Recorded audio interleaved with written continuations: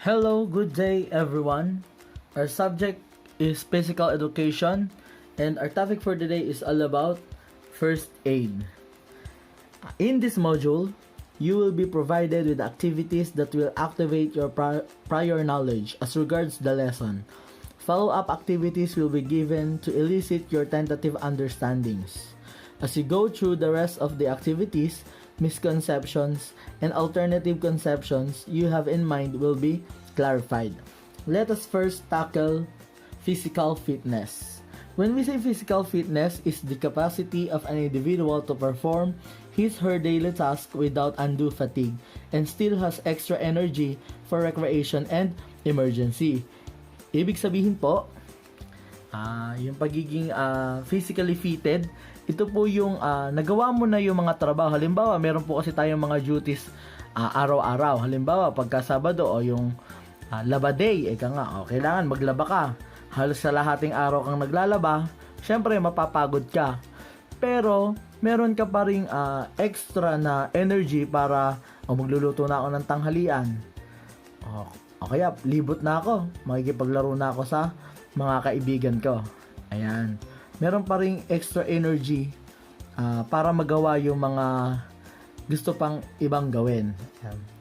Then, physical fitness test objectives. What are those? Number 1, to determine the level of fitness of students. Ayan, para malaman daw po yung fitness, pagiging fitted ng students. Kaya, kailangan nating alamin ito.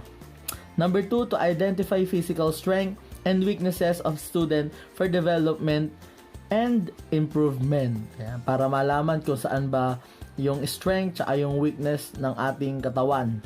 Kung paano ba natin ito i-improve pa. Number 3, to provide baseline data for selection of physical activities for enhancement of health and skill performance. Number 4, to gather data for the development of norms and standards. Number 5, to motivate, guide, and counsel pupils, students in selecting sports for recreation, competition, and lifetime participation.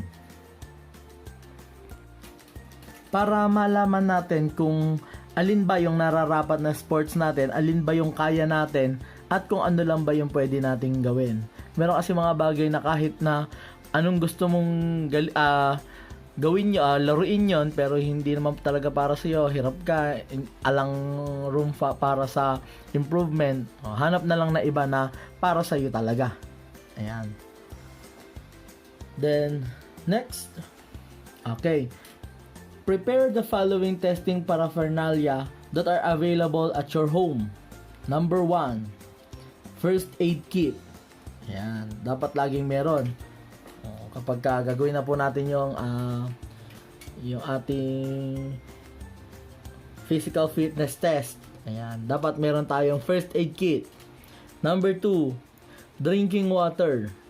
Ready for your drinking bottles and a small towel to wipe your perspiration. Huwag hayaan ding matuyuan ng pawis. Number 3, individual scorecards properly filled out for distribution to students attached in these modules. Mamaya papakita ko. Number 4, during testing, ito na. A, body composition. Ano ba yung mga kailangan natin? Tape measure, weighing or bathroom scale. Seek the assistance of your parent or guardian. Kung halimbawang wala kang makita, magtanong ka sa nanay mo, kaya sa tatay mo. Letter B, flexibility. Tape measure yung kailangan. Letter C, cardiovascular endurance, stopwatch, step box, or stairs. Yan po yung kailangan natin dyan. Then letter D, muscular strength, mat, power meter stick, or tape measure. Letter F, reaction time, plastic ruler. O kahit anong ruler dyan. Letter G, coordination. Ito, alam nyo yung sipa. Alam ko naman, alam nyo yung basta yung gawa siya sa washer, yan, na may balat ng candy o kaya yung straw. Ayan, yun. Then, letter H, balance. Ang kailangan po natin dito ay stopwatch. Ayan. In doing physical fitness test, part 1, health-related fitness. Ibig sabihin, ito yung tungkol po sa ating katawan o yung kalusugan ng ating katawan. Number 1, body composition. It is the body's relative amount of fat to fat-free mass. Ayan. Kung ano ba yung ating yung kalagayan ng ating katawan, kung ito ba ay underweight, normal, overweight, obese, or extremely obese. Paano ba natin malalaman ito? Ito naman po yung formula para po makuha ang ating BMI. Computing our body mass index. Weight in kilograms, height in meters squared. Example, ang aking kilo is 30. Then, ang height ko naman sa meters is 1.20. Ayan. Ang una muna natin gagawin is i-multiply by itself yung 1.20. 1.20 times 1.20 o 1.20 multiply by 1.20 is equals to 1.44. Yung 30 ilagay lang uli natin doon sa may taas. Then, i-divide na po natin. 30 divided by 1.44. Then, equals 20.83. Then, yun nga po yung hanapin natin kung nasan ba yung 20.33. Saan ba nakapaloob dyan? Dito, classification. Below 18.5, wasted. 18.5, 24.9, normal. Ibig sabihin, doon po siya nakapasok. Kasi po, ang kanyang total na BMI is 20.83. Ito, 18 to 24. Normal. Pagka naman 25 to 29.9, overweight. Then, pagka 30.39.9, it is obese. Then, 40 and above, extremely obese. Ayan. Gano'n ba kahalaga kung bakit natin kailangan malaman kung normal ba yung ating katawan o wasted o overweight? Ayan. Napakahalaga kasi para makita natin kung healthy pa ba yung ating katawan. At dito, para malaman natin kung kailangan na ba natin magbawas ng timbang o magdagdag. Ayan. Next. Number 2, flexibility. It is the ability of the joints and muscles to move through its full range of motion. Pagiging flexible.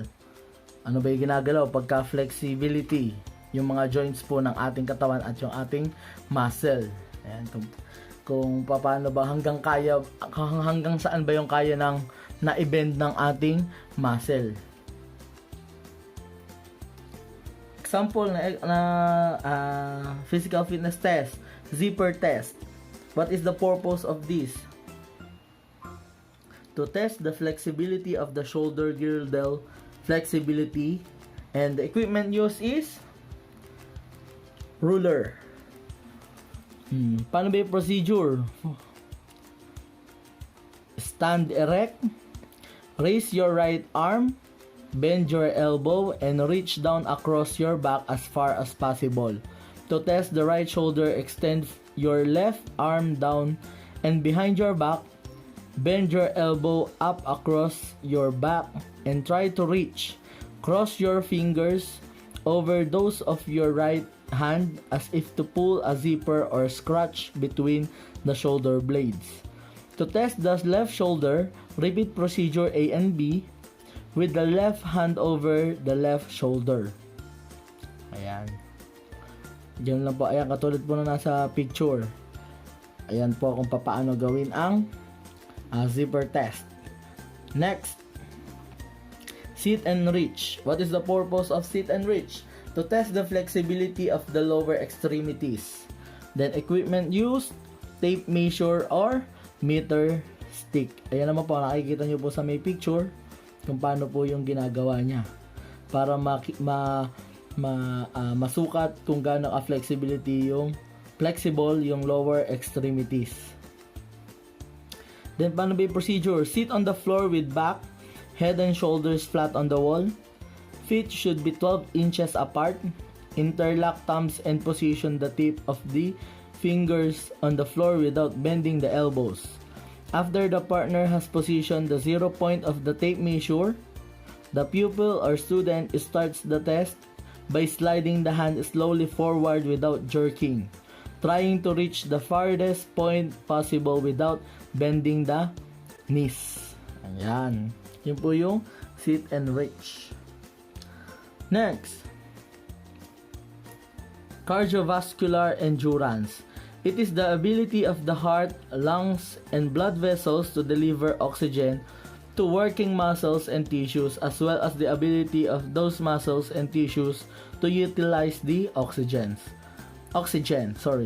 Endurance may also refer to the ability of the muscle to do repeated work without fatigue. Yan. Cardiovascular, ano ba yung pinapalakas dito o sinusukat yung kakayahan? Yung heart, lungs, and blood vessels na kung saan sila yung nagde-deliver ng oxygen sa mga muscles natin. Example na exercise o physical fitness test, yung 3-minute step test. Purpose, to measure cardiovascular endurance, equipment, step, height of step, 12 inches, then stopwatch. How to perform, stand at least 1 foot away from the step or bench with trunk erect and eyes looking straight ahead. The first step of the sequence should be alternate. At the signal go, step up and down the step for 3 minutes at a rate of 96 beats per minute. One step consists of 4 beats, that is up with the left foot, up with the right foot, down with the left foot, down with the right foot. For the first sequence, then up with the right foot, up with the left foot, down with the right foot, down with the left foot. For the second sequence, observe proper breathing. Immediately after the exercise, stand and relax. Locate your pulse and in 5 seconds, start to get the heart rate. Don't talk while taking the pulse beat. Count the pulse beat for 10 seconds and multiply it by 6. Get the recovery heart rate after 1 minute after the end of the test. Ayan, yun po kung paano makuha yung ating 3-minute step test. Next, strength. It is the ability of the muscle to generate force against physical object. Ayan, sukatin yung lakas. Push up. Ayan. Purpose, to measure strength of upper extremities. Equipment, exercise mats or any clean mat. Paano ba yung procedure nito o paano ba i-perform? Sa lalaki, straighten the arms, keeping the back and knees straight. Then lower the arms until there is a 90-degree angle at the elbows. For girls, with knees in contact with the floor, straighten the arms, keeping the back straight, then lower the arms until there is a 90-degree angle to the elbows. Yan, ganun po. Uulit-ulitin nyo hanggang kung ilan yung makaya. At doon natin masusukat yung strength ng ating upper extremities. Next, basic plank. Paano naman po yung ginagawa sa basic plank? Ano may sinusukat dito na strength? Yung ating abdomen. Ayan. Purpose, to measure strength is ability of the core muscle. Equipment use, exercise mats or any clean mat, stopwatch and timepiece or timepiece. Paano ba yung procedure? Assume a push-up position, rest body on forearms with palms and fingers flat on the floor. Elbows are aligned with the shoulders. Legs are straight with ankle, knees, and thighs touching together. Support weight on forearms and toes.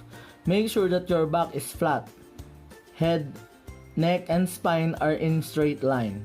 Keep abdominal engaged, contracted. Do not let the stomach drop or allow hips to rise. Yun po yung paano gawin yung basic plank. Patagalan. Kung ilan yung kayang segundo, ayan, doon natin makikita kung gaano ba katagal yung kaya ng muscle nyo o abdomen muscle nyo na naka-planking kayo. Next, part 2. It is all about skill related fitness from the world itself is skill, yung kakayahan. Number 1, power. It is the ability of the muscle to transfer energy and release maximum force at a fast rate. Ano yung best example na exercise nito? Yung standing long jump. Ano naman yung mini-measure doon? Purpose, to measure the explosive strength and power of the leg muscle. Equipment, tape measure, meter stick, or any measuring device. Ayan. Jumping with both feet and landing with the both feet. Ayan, para makuha po yung kung gaano ba kalakas yung strength ng ating muscle sa ating mga legs. For the performer, how to perform? Stand behind the take-off line with feet parallel to each other. The tips of the shoes should not go beyond the line. Bend knees and swing arms backward once. Then swing arms forward as you jump, landing on the both feet. Try to jump as far as you can. Do not control the momentum of the jump. Then must land on both feet. Tama. Perform the test twice in succession. 2 beses gagawin. Para makita natin kung ano yung may pinaka mas malayo dun sa 2 try na yon. Next. Agility. Agility is the ability to move in the different direction quickly using a combination of balance, coordination, speed, strength, and endurance. Ayan, ganyang kahirap o ganyang katindi yung agility. Halos magagamit niya lahat. Ayan. Kasi po, yung agility, sabi dito, different direction quickly. Ibig sabihin, kaya mong baguhin agad yung direction mo. Ayan. Example, physical fitness test, hexagon agility test. The purpose for this is to measure the ability of the body to move in different direction quickly. Equipment, tape measure, stopwatch, chalk or masking tape. Then what is the hexagon size? Length of each side is 18 inches for high school. Each angle is 120 degrees. Paano ba to gagawin? How to perform? Stand with both feet together inside the hexagon, facing the marked starting side. At the signal go, using the ball of the feet with arms bent in front, jump clockwise over the line. Then back over the same line inside the hexagon. Continue the pattern with all the sides of the hexagon. Then rest for 1 minute. Repeat the test counter clockwise. And twice gagawin. Nagpapahinga na 1 minuto. Then ulit-ulit. Next, reaction time. It is the amount of time it takes to respond to a stimulus. Ayan. Kung from the word itself, reaction. Kung paano ka ba magre-react dun sa gagawin o mangyayari. Ayan. Example of physical fitness test for reaction time is stick drop test. Purpose, to measure the time to respond to a stimulus. Equipment used, 24-inch ruler or stick. Armchair or table and chair. Ayan. Ipapatong natin yung kamay natin dun sa may, yung braso natin dun sa may armchair. Tapos hihintayin natin ibagsak yung ruler. Mas maiksi yung matatabanan, mas okay kasi mas yung reaction time. Mas okay, mas alerto. Ayan. The next, coordination. It is the ability to use the senses with the body parts to perform motor tasks smoothly and accurately. Ayan. Coordination, kung paano ba magagamit sabay yung mata, yung paa, yung kamay. Example of physical fitness test of coordination is juggling. Purpose of juggling is to measure the coordination of the eye and hand. Ayan. Equipment, sipa, washer weighing 4 grams with 5 inches straw. Ayan. Or pwede po natin gawin is yung maglamukos tayo ng papel. Tapos, yun yung ating itatap o papalu-paluin. Salit-salit. Ayan. Kanan, kaliwa, kanan, kaliwa. Paano natin ma-check yung coordination dito? Kasi pagka yung papel na nilamukos, kapag ka tinatamaan nyo kasi yon minsan, na de-deform. Kaya pagka tumama minsan, bukol-bukol, napupunta sa ibang direksyon. Kaya ikaw, susundan mo dapat kung saan ito pupunta. Next. Balance. Balance is the maintenance of equilibrium while stationary or while moving. Ano ba yung example ng balance? Stork balance stand test. Ayan. Purpose to assess one's ability to maintain equilibrium. Flat, non-slip surface, stopwatch. Patagalan po ito. Paano yung gagawin? Tatayo gamit yung isang paa. Susunod, yung halimbawa, yung kanang paa yung ipang tatayo ninyo.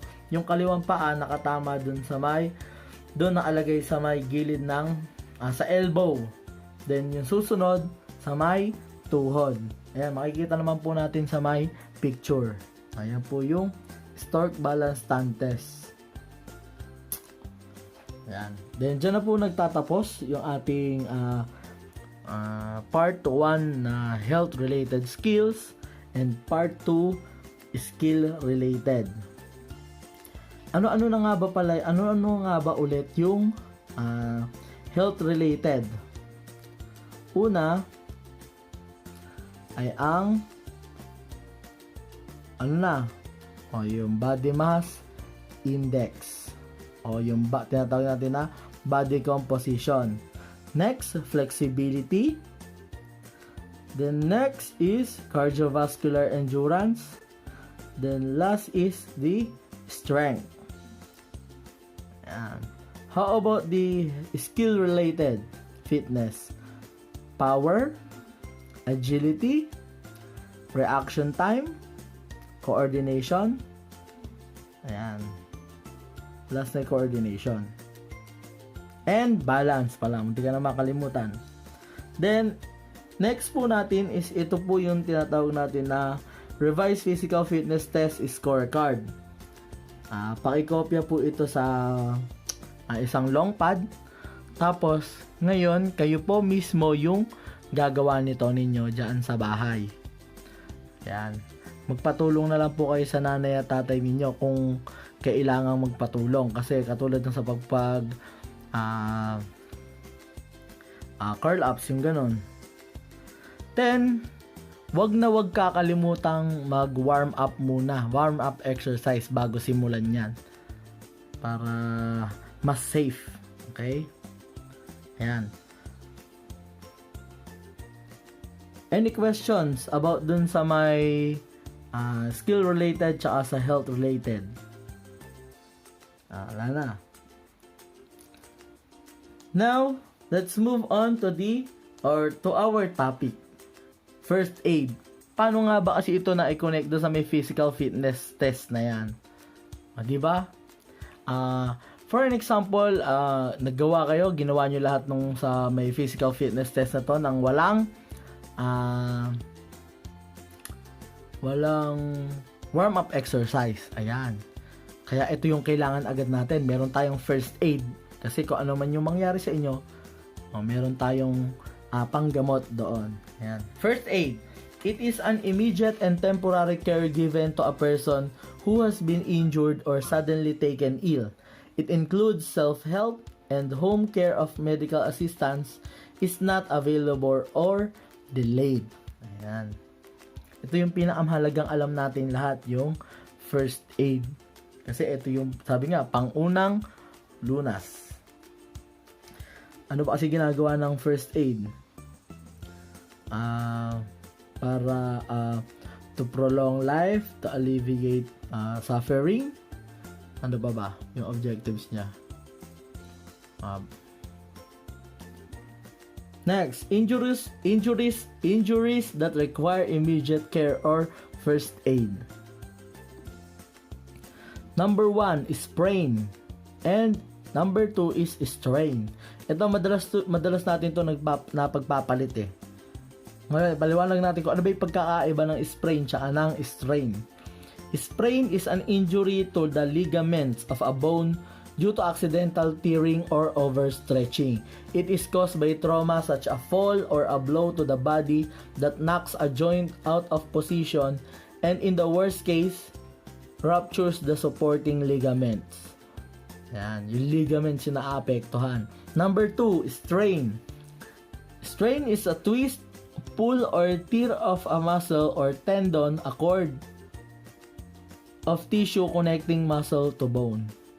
Again, strain is a twist, pull or tear of a muscle or tendon, a cord of tissue connecting a muscle to bone. Ibig sabihin, ito naman yung naapektuhan dito is yung tendon. Ano ba yung ligaments kasi na yan? Ano yung tendon na yan? Ayan, pag sinabi nating ligaments, ito. Yung ligaments, siya po yung nagko-connecta dun sa mga buto. Yung nakakapit mismo dun sa buto. Kung paano pa sila yung nagkakapit o yung nagdudugtong ng mga buto. Yung tendons naman po, ito yung buto papuntang muscle. Ayan. Sila po yung naaapektuhan. Then pagka na-sprain siya, strain kayo, wag po nating ipapahilot kasi lalo itong sasakit, lalong mamamaga. Yan. Ang gagawin lang po natin ay paano ba ito iti-treat? First aid in sprain and strain. Number 1, apply the Rice method. Paano ba yung Rice method? Letter R, rest the injured part. Ipahinga. Number 2, ice. Apply an ice pack or cold compress for 10 minutes. Ayan. Ano ba kasi nagagawa ng ice? Ayan, di ba? Pagka malamig, napapamanhid niya. Next, compression. Also reduces swelling. Use elastic bandage for at least 2 days. Check that the bandage is fit but not too tight. Take the bandage off at night. Ayan. Ibig sabihin, kailangan natin i-compress ito o ano tawag dito? Parang higpitan o lagyan ng tali para mahigpitan para ito ay hindi para mabawasan yung pagmamaga. Pero syempre pagkagabi tatanggalin natin to baka kasi hindi dumalo yung dugo. The last one is elevate the injured part. And i-elevate natin, itataas natin kasi para mag-flow po yung blood.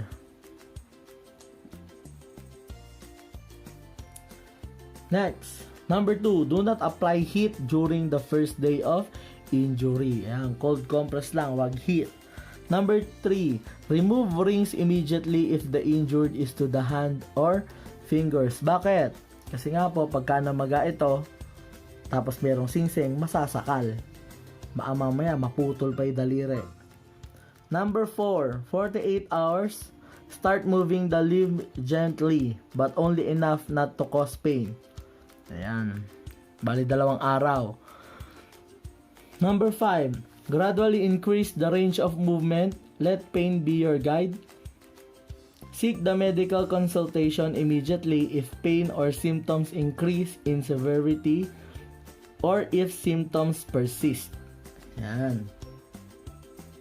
Ganyan po siya. First aid yung sprain tsaka yung strain. Tatandaan natin yung Rice method. Next, heat exhaustion is a response to heat characterized by fatigue, weakness, and collapse due to inadequate intake of water to compensate loss of fluids during sweating. Ayan, o halimbawa nag-first physical fitness test. Ayan, laro. Ginagawa, takbo, pinagpawisan, pawis. Mauubusan ka ngayon ng water sa katawan. Yun po yung tinatawag natin na ngayon na magkakaroon ka ng heat exhaustion. Ayan. Paano ba ito iti-treat? First aid in heat exhaustion. Number 1, transport a victim to a cool place. Number 2, give him or her a plenty of water, painumin. Pero pagka halimbawang hinang-hina, huwag mo nang painumin, baka mamaya malunod kahit wala sa swimming pool. Dahil uminom ng tubig, nabulunan dahil sa tubig, o yun. Number 3, check for vital signs. Tingnan natin kung okay pa ba yung vital signs niya. Baka mamaya hindi na pala okay. Kung hindi na okay, seek for medical help. Ayan, mabilisan na yan. Next, number 3, medical injury. Medical injury can result from a blow or twist to the knee, from improper landing after a jump, or from running too hard, too much, or without proper warm-up. Other common sport injuries suffered by athletes are shin splints, Achilles tendon injuries, patella dislocation, and hamstring quadriceps and calf injuries. Ayan. Pinakamahalaga talaga na mag-warm up kasi baka mamaya mabigla o yung maapektuhan yung tuhod. Hindi na makakapaglaro lalo. Ayan. Paano ba ito gagamutin? First aid in knee injury. Number 1, stop your activity immediately. Do not work through the pain. Kung halimbawa sumasakit na, kaya mo daw man daw tiisin, laro. Dapat huwag. Magpahinga na agad. Number 2, rest the joint at first. Number 3, reduce pain, swelling, and internal bleeding with ice packs. Ayan. Then, applied for 15 minutes every couple of hours. Every 15 minutes ha, isang oras. Bandage the knee firmly and extend the wrapping down the lower leg. Number 5, elevate the injured leg. Number 6, do not apply heat to the joint. Number 7, avoid alcohol, as this encourages bleeding and swelling. Number 8, do not massage the joint, as this encourages bleeding and swelling. Yan po, how to first aid an injury, a knee injury. Number 4, fracture. It is a break or crack in the bone that can occur from either a quick one-time injury to the bone or from repeated stress to the bone over time. Ayan, kung halimbawa nalaglag ka, nabalian ng buto. Kung halimbawa naman naglalaro ka ng basketball, paulit-ulit na namamali yung pagbagsak mo, mahina na pala yung buto mo doon sa binti mo, nabali. Ayan. How to apply a first aid in fracture. Number 1, check vital signs, if okay pa ba yung pasyente. Number 2, do not move the injured part. Bakit? Kasi baka mamaya durug-durug na pala yung buto nito, kinalaw mo pa, sabi, ay bali, nakapaling, idiretso natin. Tapos mamaya natanggal na pala yung buto, tinangay ng aso. Kulang na yung buto ng tao. joke lang. Number 3, stop bleeding if there is any. Yan. Paano ba natin ma-stop yung pagbi-bleed? Siyempre, lagyan natin ng compression. Number 4, if you have to move the person, immobilize the broken part by splinting. Seek for medical help immediately. Ayan. Pagka kailangan na talagang galawin yung tao, kuha tayo ng any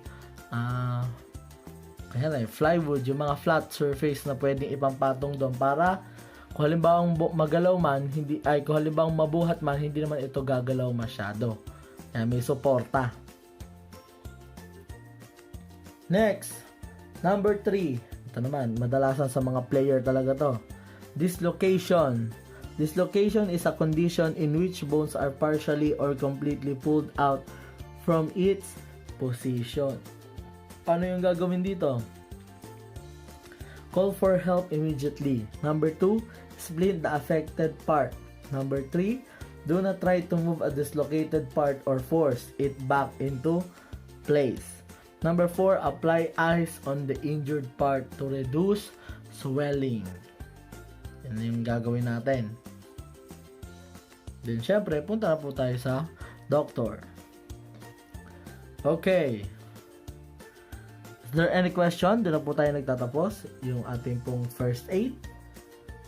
Sana po ay may natutunan po kayo. Meron po ba kayong tanong? Kung meron po kayong tanong, i-PM nyo na lang po sa group chat.